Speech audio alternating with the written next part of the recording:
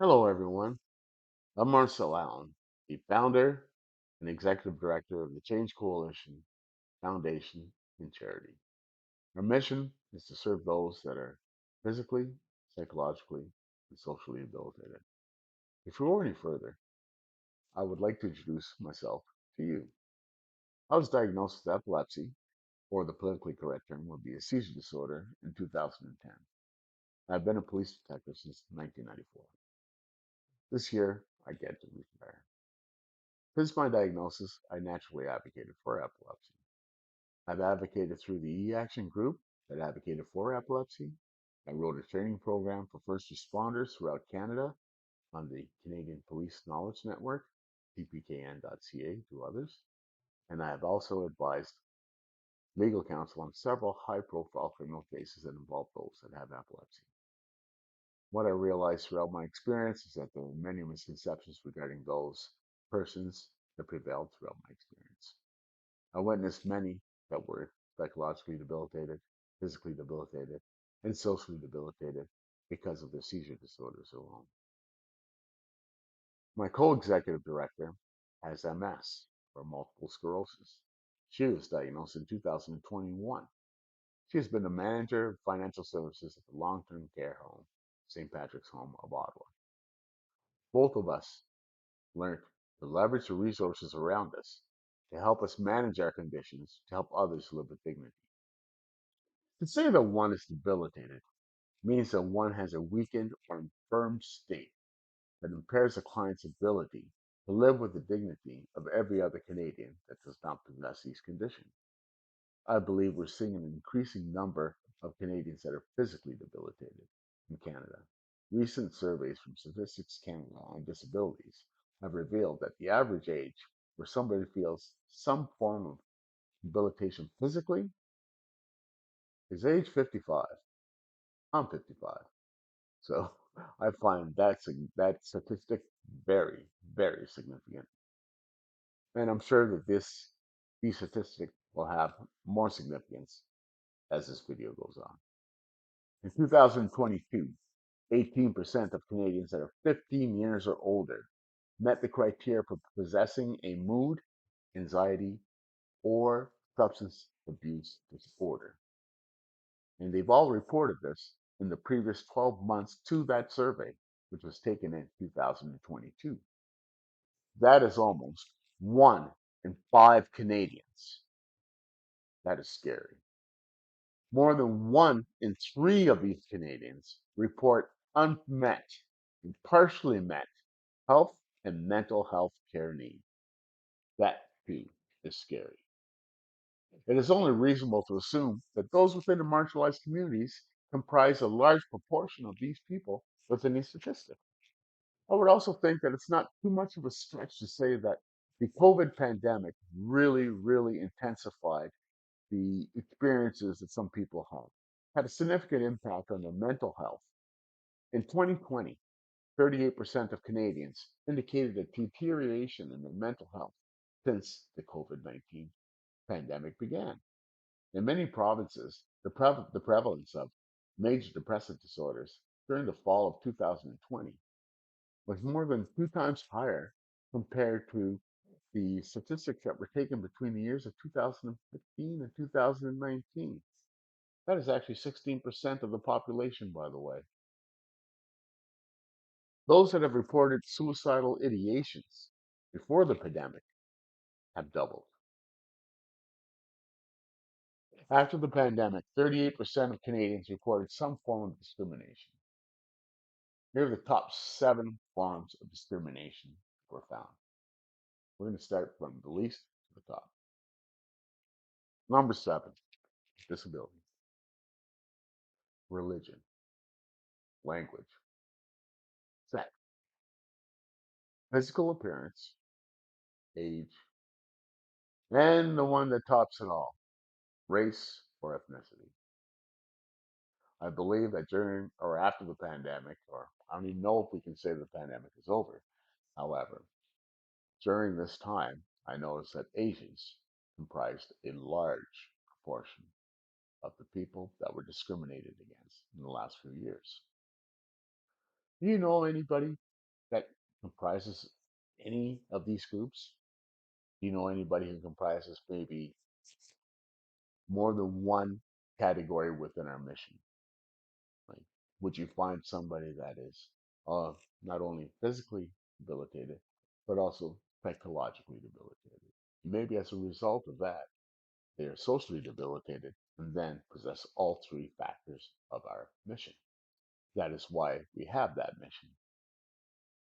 Herein lies the Change Coalition's importance. Anne Rice once stated, "Our way, the Western way, has always been a work in progress.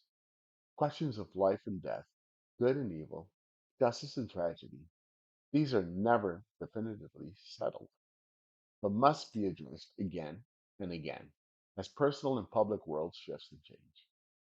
We hold our morals to be absolute, but the context of our actions and decisions is forever changing. We are not relativists, but we seek to reevaluate again and again." And I'm going to add another again to that quote. So it can qualify our most crucial moral mission. The Change Coalition would like to help grassroots charities work together.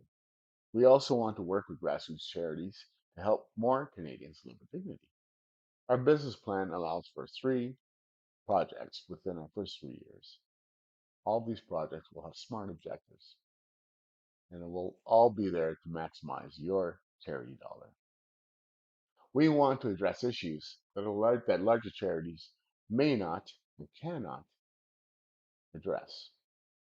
We will address this with a coalition of charities that have respective missions to achieve a holistic goal, to improve the lives of all of their clients, thereby making all of their stakeholders happy and improving their ability to help donors through their pipeline and improve their individual infrastructures. The formula is not very difficult. We assess grassroots charities with like missions.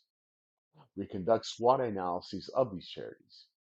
We provide a coalition with grassroots charities that have strengths to compensate for the other's weaknesses, opportunities that one charity may realize may alleviate a threat that another charity may face. We realize that this is a daunting process. It is a challenging for charities to overcome communication. It's very challenging for them to overcome what we call a silo mentality.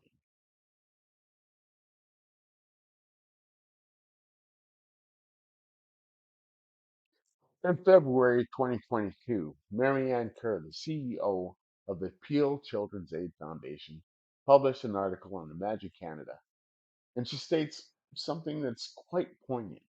She says charities must collaborate to break down silo mentalities. Silo mentalities are defined as when people with similar goals and expertise work together to the exclusion of others. For example, we may see individual charities have a finance silo, a fundraising silo, and an operations silo.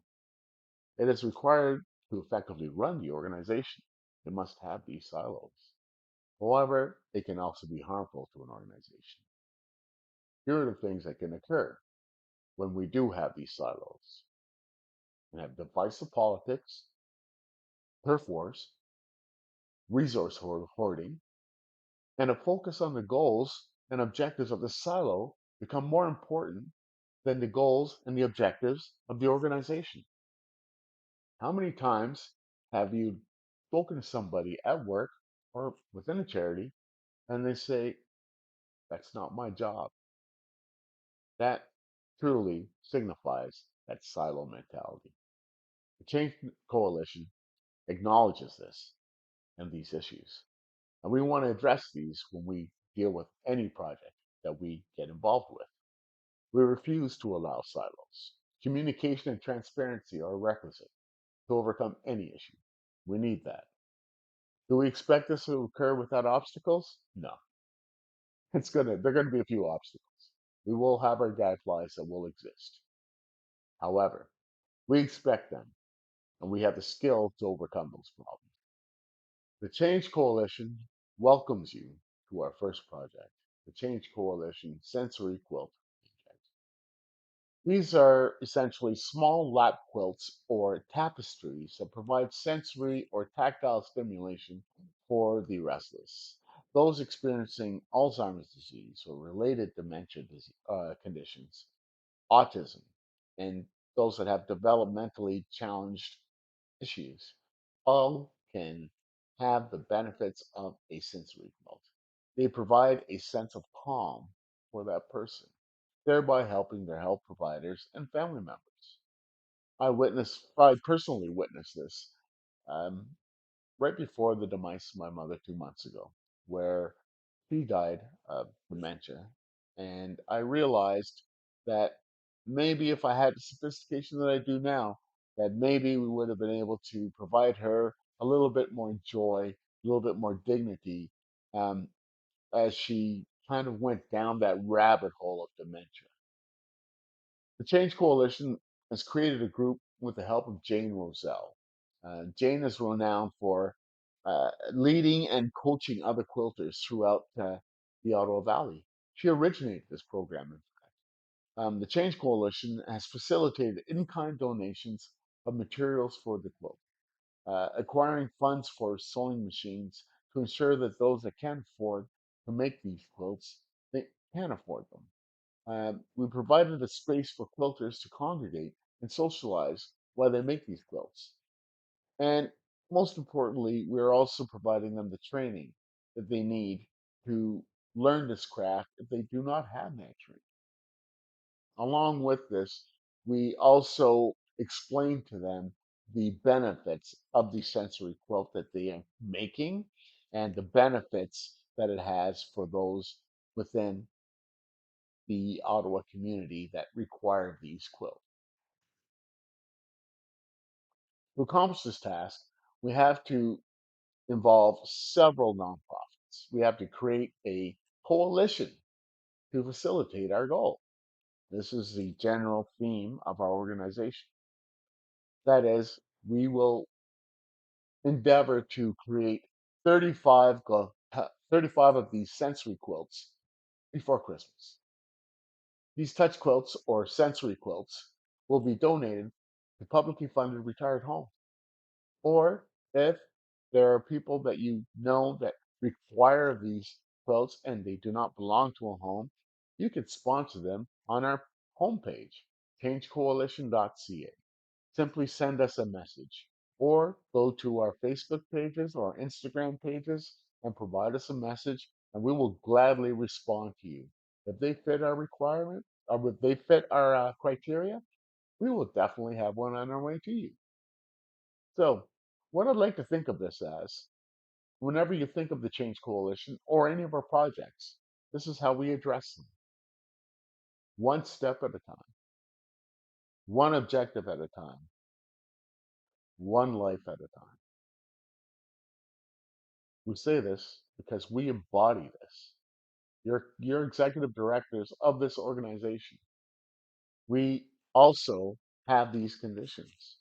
We also understand these conditions intrinsically.